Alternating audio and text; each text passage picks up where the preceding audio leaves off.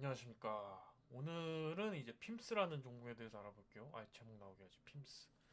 그래서 이제 핌스는 이제 OLED용 메탈 마스크를 만드는 회사인데, 요즘 성장세가 좀 뚜렷하고, 물론 그 성장세가 어느 정도 주가에 반영은 돼 있습니다만, 그리고 차트가 박스권 그리고 있는데, 이 박스권을 뚫을 수 있을지 없을지, 그걸 좀 봐야 돼요. 그러면 이제 한번 봅시다. 보시면 이렇게 올라갔다가 내려갔다가 올라갔다가 이제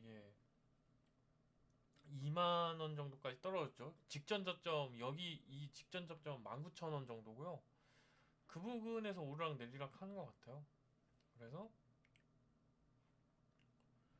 이제 보면은 이제 제가 선을 그었는데 제가 그은 선은 확실히 넘었어요. 넘었는데 거래량이 그렇게 많이 없잖아요. 이때보다 더 큰 거래량이 있어야 이걸 확실히 뚫었다고 볼 수가 있는데 아직은 모릅니다, 이게. 그래도 좀 OLED 종목들이 최근에 가끔씩 주목을 받고 있어가지고 아마도 오르지 않을 오른다기보다도 이제 좀 오를 가능성이 높지 않을까 그렇게 보고는 있는데 좀 지켜봐야 돼요.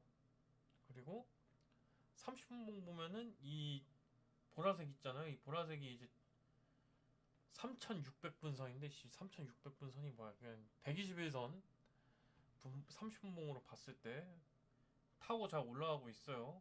쭉 올라갔죠. 그리고 얘가 좀 마음에 걸리긴 하는데 얘가 걸리고 나서 이렇게 해가지고 똑 떨어지면 문제가 되는데 탁 해가지고 다시 올랐죠. 이거 초록색이 이제 21선인데 요거 깰 듯 말 듯 하면서 올랐습니다. 뭐 다음에 얘를 깨고 나서 다시 지지를 받으면서 오르느냐 아니면 깨버리냐 그게 좀 관건이긴 해요. 그리고 주봉이 좀 애매하거든요. 주봉을 보면은 거래량 이렇게 비슷한 수준으로 거래량이 실렸을 때는 꼭 음봉이 나오더라고요. 이거는 이제 진짜 꽤 컸죠, 음봉이. 박스권 형성하면서. 그래서 좀 지켜볼 필요가 있고, 주봉 보면 이제 박스권이 보입니다.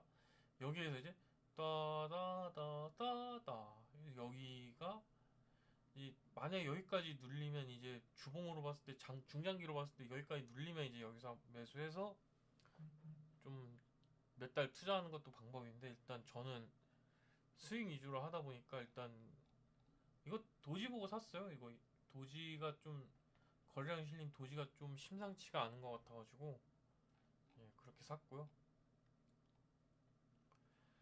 매동을 보면 좀 저는 이제 한 달치 매동을 보는데 이게 좀 재밌는 게 이제 제일 단타쟁이 투신이랑 제일 중장기 투자하는 보험, 장기 투자하는 보험 둘이 순매수고 이제 뭐 은행은 뭐 양이 얼마 안 되니까 나머지는 또 순매도더라고요. 심지어 한 달 동안은 외국인도 매도, 기관도 매도, 기법도 매도, 기타 외국인도 매도, 개인만 주구장창 사다가 또 12월 17일 금요일에는 얘 둘이 순매수고 개인만 매도했습니다. 개인이 이제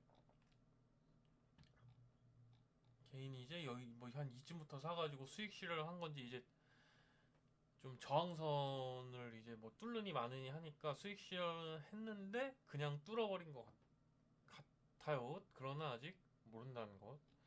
월요일이 되게 중요합니다. 그래서 다음 이제 기본적 분석을 보면은 뭐 이익은 3, 6, 9, 3분기치가 이미 2019년의 이익도 넘어섰습니다. 매출은 뭐 꾸준히 늘어나고 있고요. 근데 부채가 늘어나고 당좌가 늘어난다. 보통 부채 비율이 이제 자본분의 부채니까 이익이 늘어나면 이익잉여금이 늘어나면서 부채 비율이 줄어야 되는데 부채가 늘었어요. 뭐 대출 받았다는 거죠. 전환사채 발행할 수도 있고 당좌 비율도 줄었습니다. 돈을 도대체 어디다 쓴 건지 공시를 찾아보면은 그냥 저는 딱 생각을 했어요. 보자마자 영업 잘 되고 있는데 뭐 이렇게 부채 비율 올라가면 둘 중 하나죠. 뭐 어디 계열사 하나 인수했거나 아니면 뭐 신규 시설 투자하거나 보면은 신규 시설 투자 나오죠.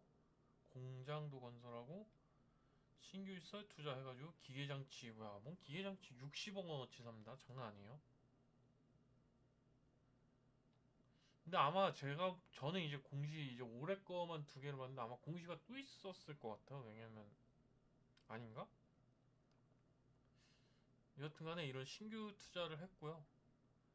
이제 또 보시면 매출 채권이랑 매입 채무가 늘어났죠. 당좌 비율에 영향을 주는 건데 이거는 뭐 당연히 매출이 늘어나면 뭐 매출 채권이랑 매입 채무 당연히 늘어납니다. 예, 그리고 기타 유동자산이 줄었죠.